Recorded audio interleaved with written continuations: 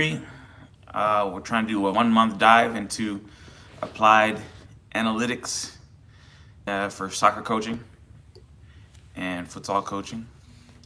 And so what we have today is the first 2 days we talked about the player blueprint, then we talked about the game model, why those things are necessary, how they may interact, right? And I guess the first step of implementing analytics and data into your game is you have to have key performance indicators, right? We have a bunch of videos on our YouTube channel about KPIs, but the most salient one is efficiency, or what the efficiency rating might be. Understanding that soccer is a weakest game, you kind of get a handle on taking each individual performance and multiplying it across the whole system, right? So not only is it a weak game, it's an exponential game in terms of events have exponential impacts, right? So what that's going to mean is that it's a no mistakes game, right? And think about that in terms of how players approach the game, right? Mistakes have outsized impacts, and what we're looking at is comparing the rate at which good things are happening to the rate at which bad things are happening, and then measuring those two things, giving them a weighted value that reflects the underlying math of the game, and you can do statistical regressions. Anyway, all that's on our channel already, right? But what KPIs give you, if your KPI is efficiency, I suggest some kind of efficiency rating. There are other ratings like packing ratings, although kinds of methodologies do tend to distort or deviate from the actual math of the game. It's not a sum of the parts game. It's not basketball. There's a lot of luck involved. And what you need to measure is the overall impact on the team of a player's performance, not just adding all the different performance divided by 11. That's not going to yield reality. So the packing model, or the conventional what's called GPET model, might not yield or be as predictive as an efficiency rating, right? So a lot of the background in this, coaches like Bielsa, Lebanovsky did a lot of work on implementing these types of models. Only there's 4 or 5 top-level Premier League clubs, Brentford, Man City, that ring a bell, that have really gone all in. Brighton, especially into recruiting, on these types of models, right? But what is driven by is KPIs, right? Key performance indicators. What are the good things you have right? What are the good things you want to go right? And you measure them, and you compare the rate at which good things happen to the bad things happen, or you measure the rate of successful things to unsuccessful things. And so you got to kind of have an idea of what the success are. I think that culturally we tend to shy away from possession and understanding the value of possession, especially in youth soccer, and try to overemphasize direct play, and so the packing statistic, some coaches count number of passes forward, other coaches count passes as split lines, they deduct passes going backwards, right? And they deduct an intercepted pass backwards is somehow a mistake, or some kind of that, a mistake that's out of the ordinary, right? And so everything's given this sort of forward backwards kind of modality. The only indicators that seem to be important are entry into the box, right? The game really does skew. So it's not that the game's effect, right? It's that does the value added to the possession result in a value added box entry, right? And by the same token, going the other way, right? Does the loss of possession result in some kind of counterattack that results in a box entry, right? And ultimately, that's what you got to be measuring, right? It doesn't matter the pass breaks lines. It doesn't matter the pass is direct and go forward. It doesn't matter if anyone was open and missed, right? Unless the player was open and missed, had a clear route into the that attacking area, the box, right? Into the top parts of the attacking third, right? So it leads you into good box entries. And so a lot of this is subjective, right? But once the numbers get big enough, right, over games, you kind of get a feel for which passes are more valuable than others, and then you start tracking them, right? And using an arbitrary number. Packing was a number that came up in English football maybe about 20 years ago, where they started counting the number of defenders that were bypassed for some reason.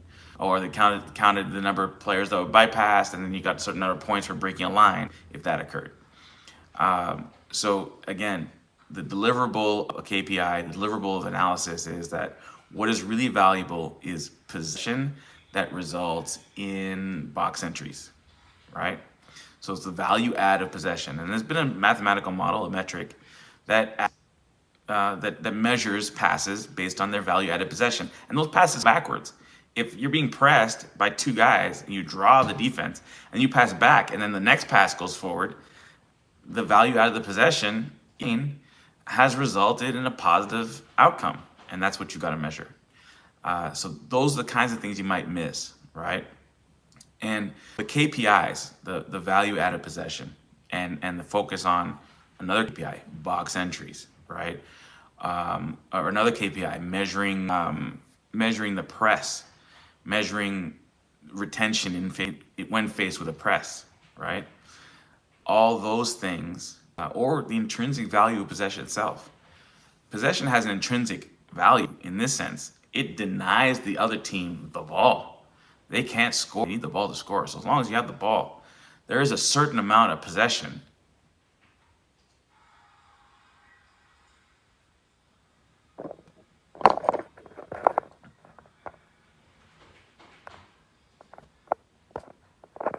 Oh, sorry about that. There's a certain amount of possession that results in intrinsic probability, especially if you're ahead, right?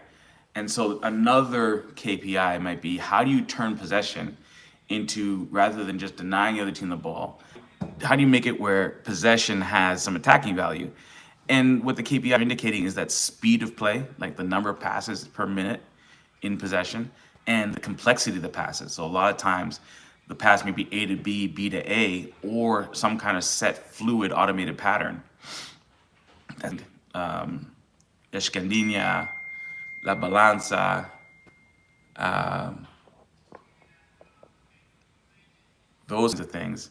So speed and complexity added to possession, and possession as a KPI itself, leads to a principle of play that possession now becomes more attacking, right? Sure, denies the other team the ball, that has a positive impact on the win percentage formula, but now the underlying attacking, you're attacking in a way that's defensive, you're denying the other team, but then you're also optimizing the attacking value of possession itself.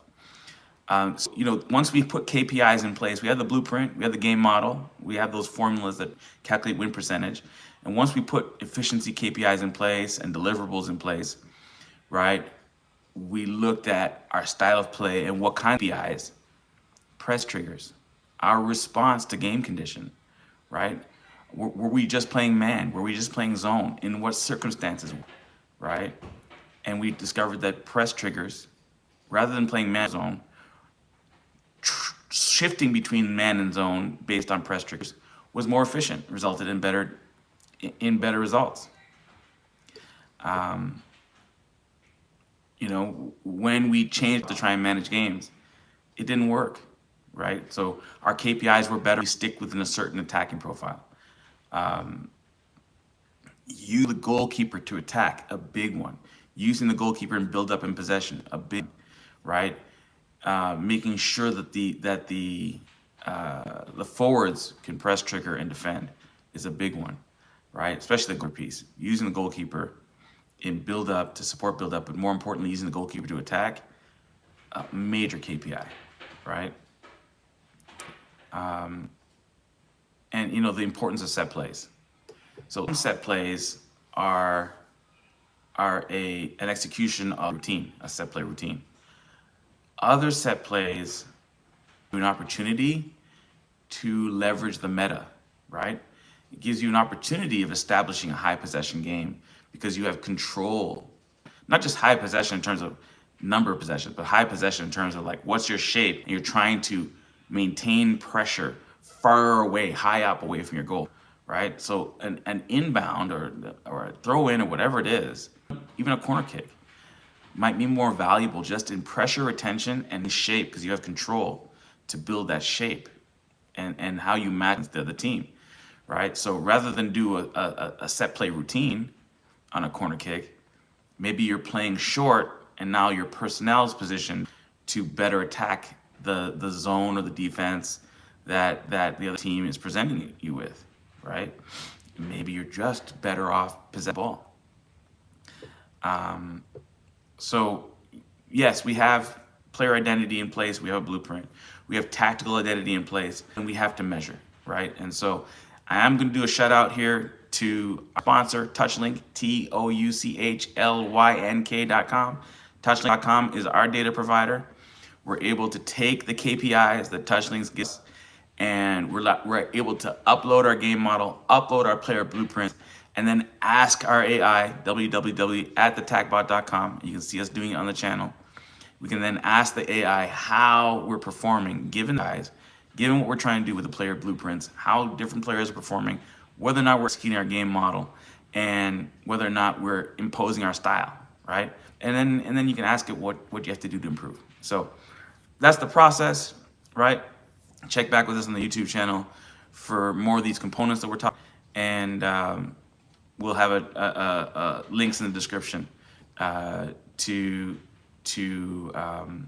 videos and tools that you can use.